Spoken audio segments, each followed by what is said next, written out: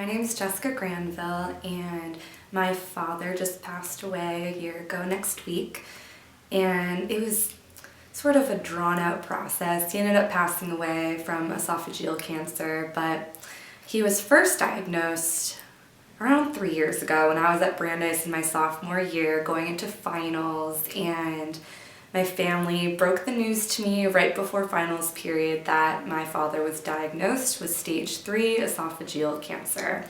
And being the inquisitive person that I am and having so many online resources, I researched everything that there is to know about esophageal cancer, which I can't stress enough was probably not the best idea. And in hindsight, I probably wouldn't do that again. Because I found that the statistics were pretty abysmal and it ruined my year. I found out that there was a 7% chance of 5-year survival, and it was just the most devastating time in my life. And I ended up not doing well in my finals. I didn't find the type of coping mechanisms that I needed. I didn't reach out for the resources that I needed, and I think that was probably something that hindered me greatly. And the process just drew out, and he went under radiation, he went under chemotherapy. He had an esophagectomy, where that basically means that they just took the bottom of his esophagus and like where it connects to the stomach and the top, and they just cut it out and connected it. So he spent many months in rehabilitation at home. And when he got home and when he was done with all of that, he was back to normal. He went into remission, and it was pretty amazing. And I thought, my dad survived cancer. He beat the odds.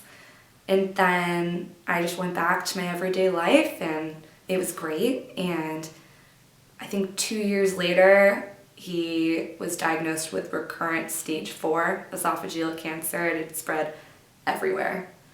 And that was probably the most devastating news, knowing that it was terminal at that point.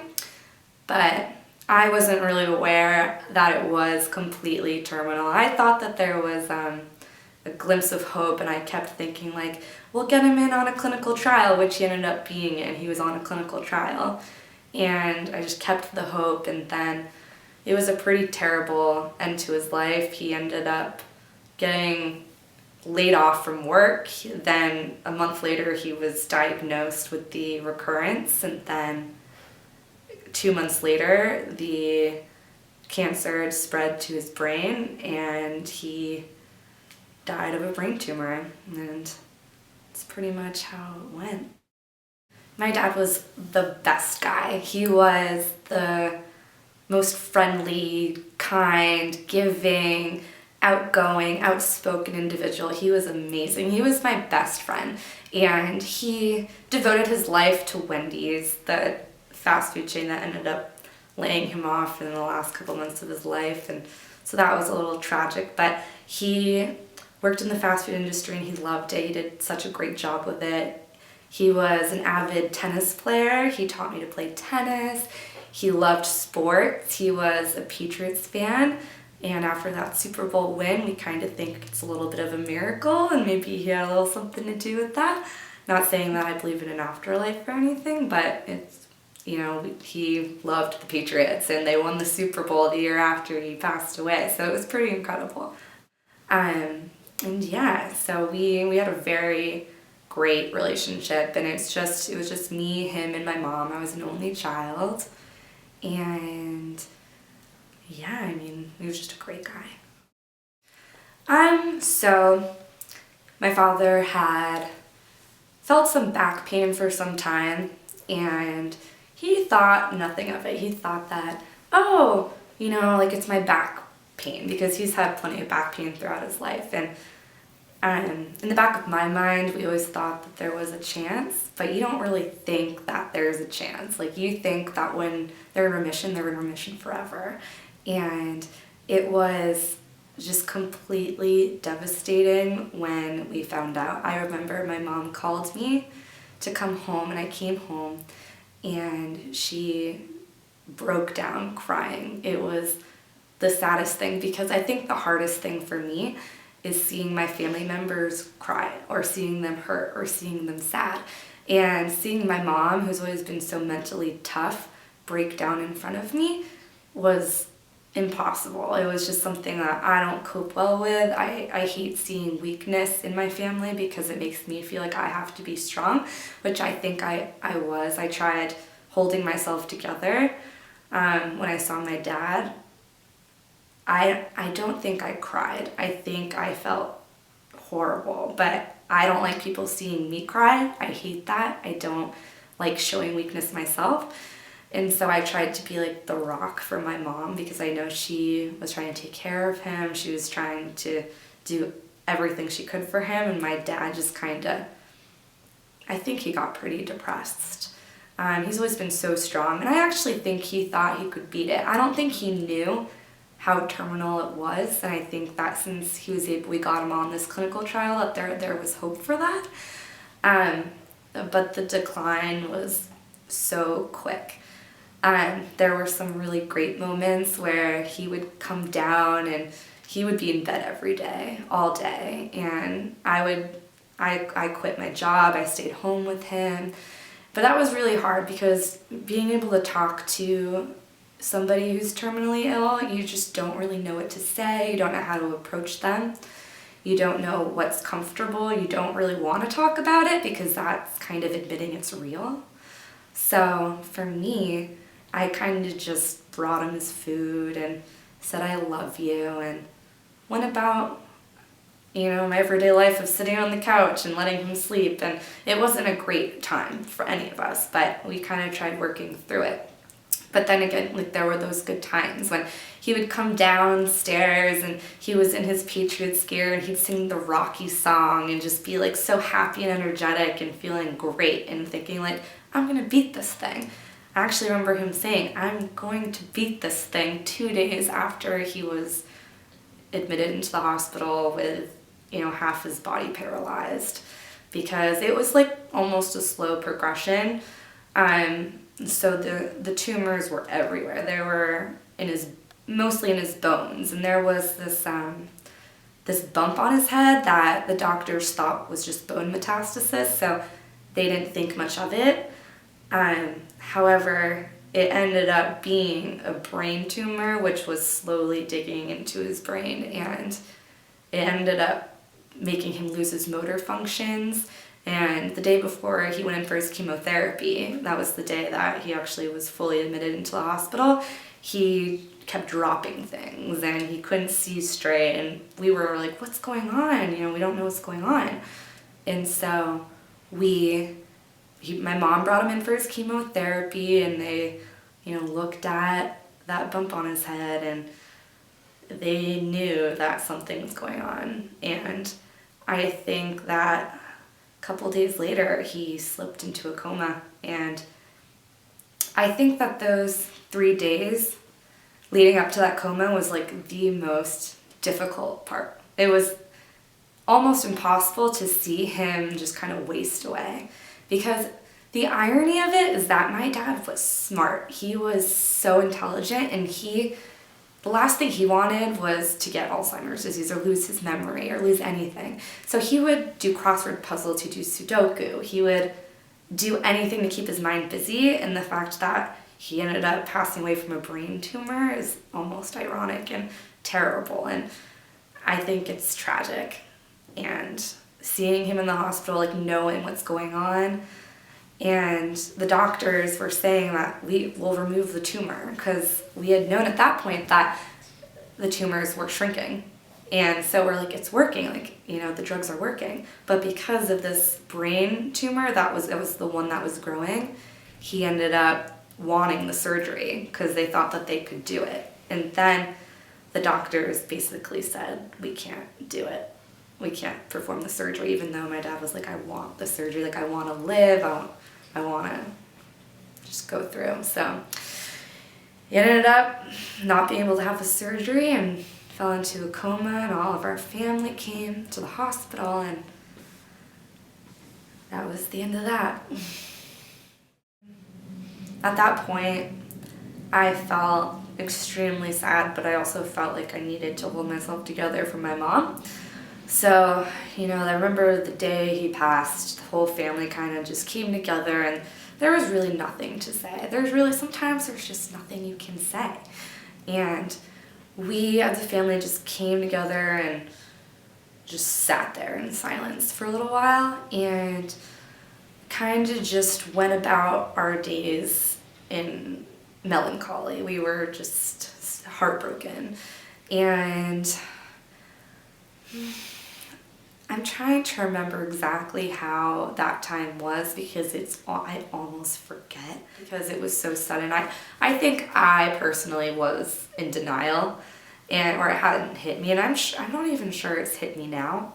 I keep thinking like, oh, maybe he'll be back, but I know he's gone. But at the same time, that period of time for me, it was just kind of like a blank slate. Like I was pretty numb. I don't really remember too much of what happened, but I know that my mom was crying every single day, and having to be there and watch her cry and feel so sad, even though I was feeling so sad, was devastating. And I think that trying to make preparations for the funeral was probably, it was difficult, but at the same time, it was nice being able to honor his memory and having so many people reach out to you at that time, some people you haven't spoken to, some people that are your best friends, sending food and flowers.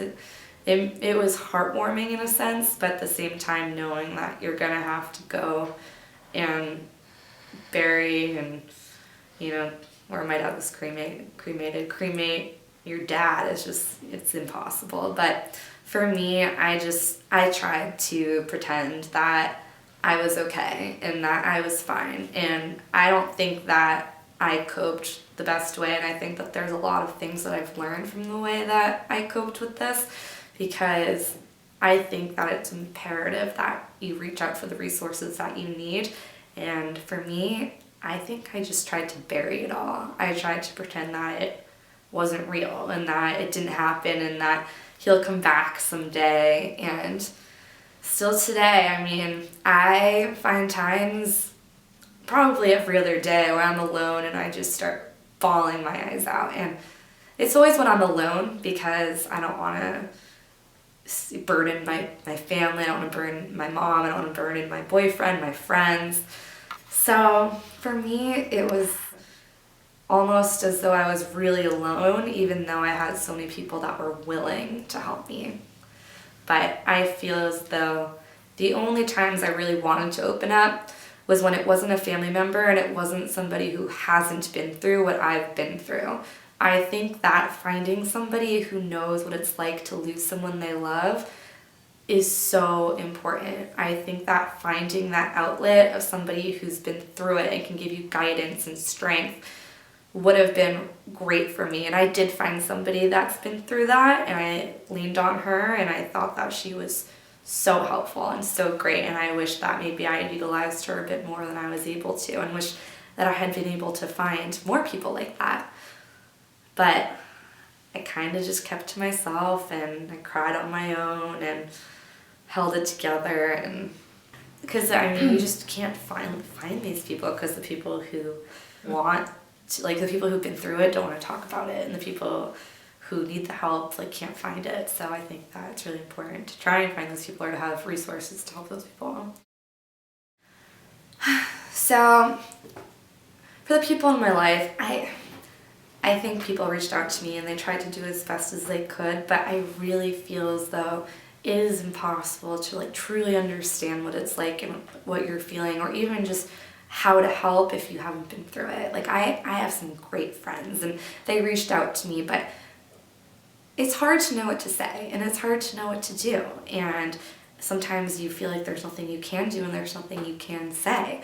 So for me, I almost didn't want that. I almost just wanted to find my own way of coping in my own world without any help, which I think I did a good job of trying to bury my thoughts. And I think that I just told myself I have to get out of this mess, because I was unemployed. I quit my job. I was in this like daydream of having a parent die, which it was just a big cancer history, and it was really tragic knowing that, you know, so many people have died on that side of the family from cancer. So it was really hard just trying to cope with that loss because, you know, my uncle dying and, you know, my cousin dying, it was hard, but it wasn't nearly as hard as having your own father die, you know, like the person whom you spent your entire life trying to emulate and someone that you look up to and somebody who's taking care of you your whole life.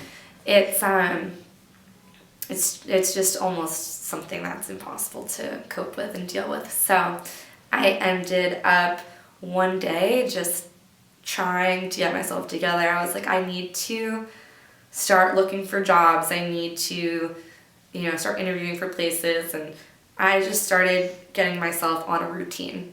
I stopped moping in bed all day watching Netflix. I started to get myself up and go to the library and get on that daily routine, because I think when these things happen, it's so easy to fall out of your normal day style and to kind of like fall into that loss.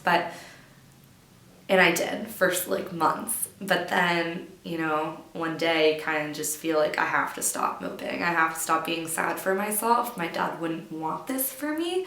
He would want me to be happy. He would want me to excel. He'd want me to succeed.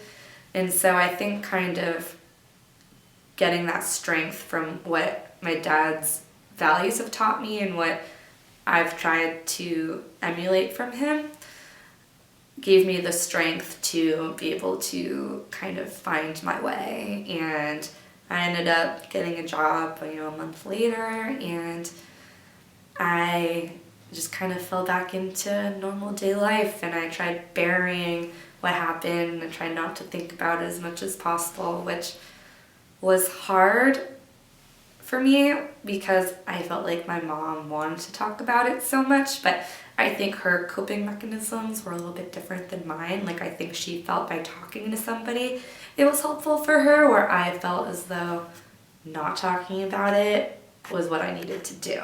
I needed to not remember what happened and kind of just pretend he was on a vacation for a while. And that's why I think that maybe it just hasn't hit me yet, and maybe one day I'll, you know, break down again. But at the same time, I'm hopeful that won't happen, and I'm hopeful that I'll carry on the way I've been carrying on, and that I have the resources now that I think that I need.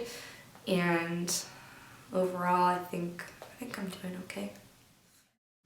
I think what I'll take forward from my dad are all the memories we've had. I mean, we've had so many great times together. He's taken me to Patriots games. He's picked me up at 3 a.m. when my friends and I have had fights. He's gotten up and he would just ask me if I want anything in the world, and he would go get it for me. He'd get me, you know, a Wendy's Frosty, or he would take me out for food. Whatever I wanted, he'd give me. And I think holding on to those memories is what's helping me get by. And I think that thinking about what he'd want from me now is he would want me to be the best me that I can be. And he would want me to take the values that he's instilled in me and move forward and, you know, excel in my job. And he'd want me to, you know, be happy with the friends that I have and the groups of people I associate with. And I think that going forward, he just, you know, having his presence in the back of my mind and remembering the good times and what he's done for me is probably what I would take forward. It's hard to think about it because I don't like to think that he's gone, and when I remember the good things, it also correlates to the bad things. So it's nice to remember the good times, but it's hard to thwart the bad times. It's almost, I feel like time heals all wounds, but I'm not sure that it's been enough time for me. It's been just a year, and I feel like being able to really process what's going on and being able to like healthily move forward is going to be a journey. It's going to be hard, but I really think that by talking to the right people and finding the resources that work for you, because there is no right or wrong way to deal with the situation. I just think that there might be better ways for certain people. It really depends on you. And for me, being able to just like look back and see like what maybe I would have done differently, it just is, it would be nice to help people going forward and tell them about the outlets that they have and remind them that there are these resources and there are people that are willing to help you. And for me, I mean, therapy didn't work for me. Like, it wasn't the right type of person to speak to, or maybe I just didn't find the right type of therapist, but I really felt like talking to somebody who knew what I felt was so helpful, and just being able to get that guidance and that strength from their bravery was a tremendous help for me. And I think that I'll be okay.